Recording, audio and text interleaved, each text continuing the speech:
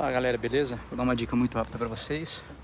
Aquele barulho de porta rangendo do Fiat Linea, Fiat Punto, tem um motivo, é o limitador. Você pode jogar óleo, pode jogar o que for, tá vendo? Aqui ó, tá tudo sujo, que eu joguei tudo que é tipo de óleo que você imaginar. Então você vai fazer o seguinte, você vai comprar na internet, comprei no Mercado Livre, esse limitador, tá vendo?